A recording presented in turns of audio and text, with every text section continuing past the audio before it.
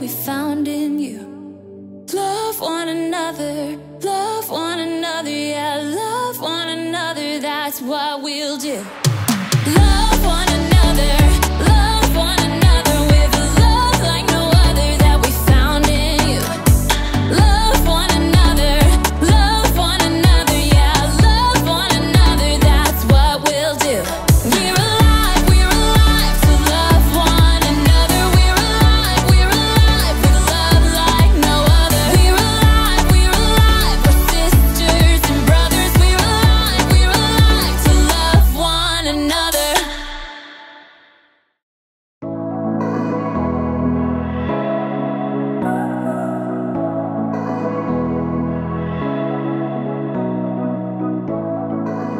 What's up, everybody? Erica here, and I am so happy to have you on my block. As you can see, we've got a whole community of people living right here, working together to help each other and show compassion.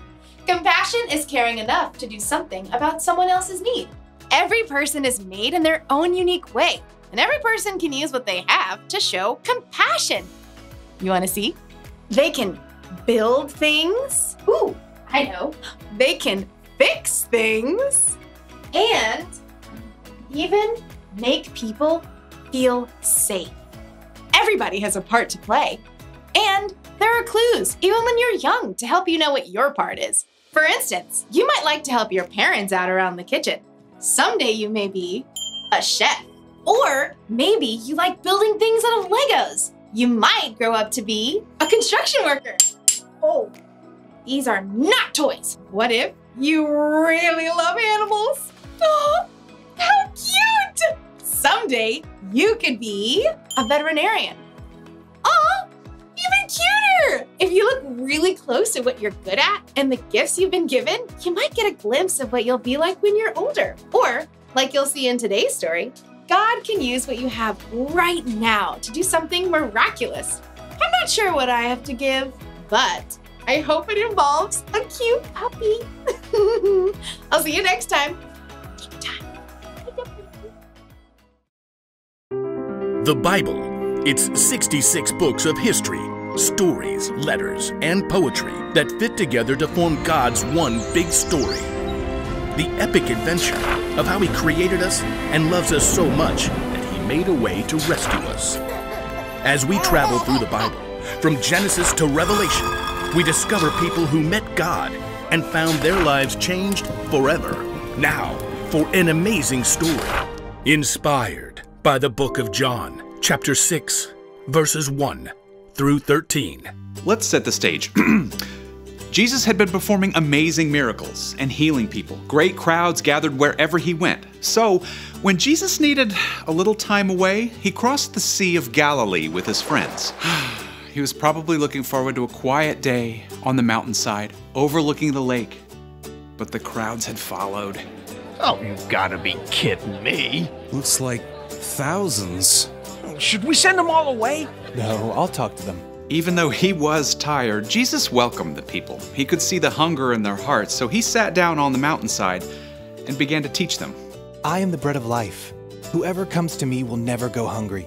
Through the heat of the day, Jesus kept speaking to the people. As the sun sank lower, though, people started getting restless. See, nobody planned to stay there the whole day, and everybody was getting hungry. Well, Jesus knew how He would provide a meal, but first, He spoke to His friend Philip. Where can we buy bread for all these people to eat? Philip's eyes widened as he looked down over the mountainside. There are thousands of people here. Even buying enough bread for everyone to have one bite would take more than half a year's pay. Feeding this crowd certainly seemed like an impossible job. Jesus' friends started to check around, trying to see if anyone at all had brought along some food. Now, imagine you are there, on that very same hillside. Early this morning, you heard footsteps and excited voices just outside your home. They say Jesus is heading for the lakeshore. Now, you had never seen Jesus, but you had heard a lot about Him, so you begged your mom to let you go along, please. Please, please, please. It's not far.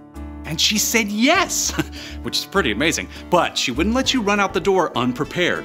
Here I've wrapped up some bread and fish for you. Thanks, Mom. So you grabbed the bundle, thanks Mom, and ran out the door, joining the crowd. When you finally reached the lakeshore, the crowd was a little overwhelming, but high up on the mountainside you could see a man surrounded by a close-knit group of followers. Sometimes it's good to be little, so you make your way little by little uphill through the crowd. Excuse me? After a while, you were so close, you could hear Jesus. Anyone who hears my word and believes him who has sent me has eternal life. You slid under someone's elbow and found a place to sit on a little rock just a few yards away from Jesus. And all day, you listened. You weren't bored even a bit, because somehow everything Jesus said, it seemed like he was saying it just to you. In fact, you even forgot to eat your lunch. Oops. Guess I am kind of hungry.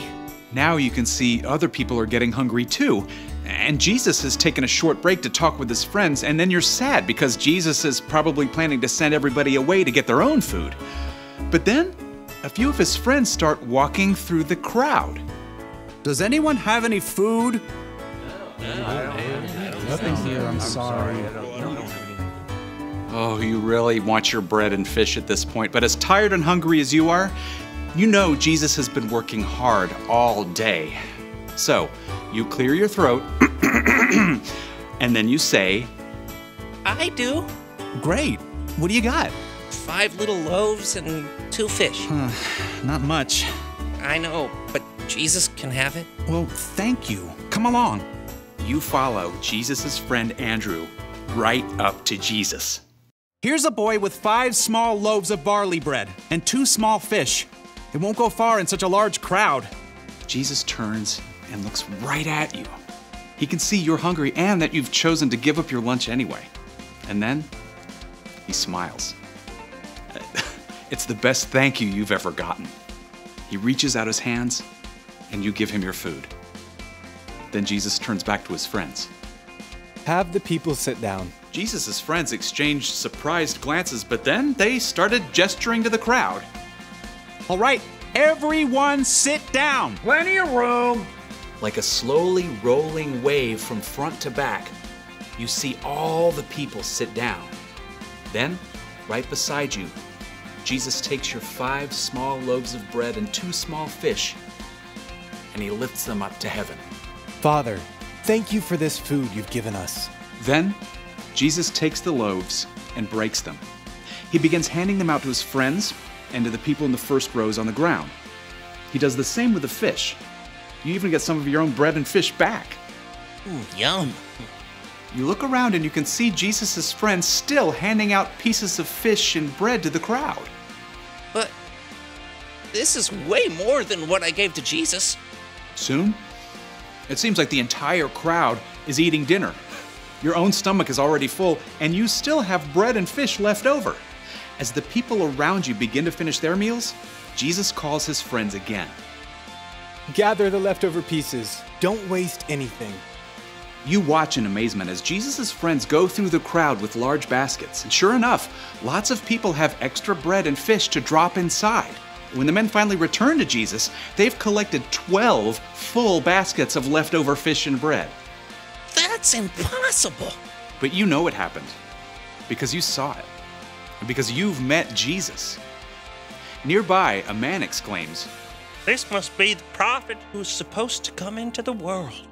Now, you aren't sure exactly what that means, but you are sure that Jesus deeply cares for every single person on this hillside. And you're sure that he can take your small lunch to meet every single person's need.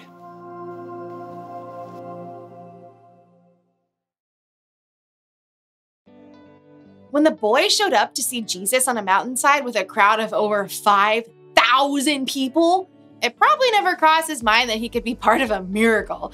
All he had to offer was 5 loaves of bread and 2 fish, and God used it to feed everyone. You never know what God's going to do when you use what you have to help others.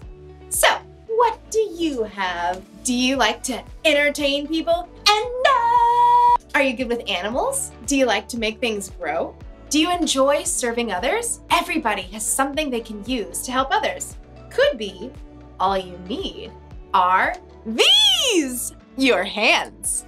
Your hands can help lift things, clean things, and repair things. Something else you have is this, your brain. You can use your brain to help solve problems or to help create something incredible. And what about these? Your ears. Sometimes to help others, all you need to do is listen. And then these, your elbows. I'm not really sure what you can use your elbows for. Oh, I got it. You can use your elbows to help a small child find their parents in a crowd. Excuse me. Nailed it. The one thing to remember today is this. Use what you have to help others. You don't have to wait until you're older. God can use even the smallest things to make a big difference. I just thought of another use for your elbows. The chicken dance. Your turn.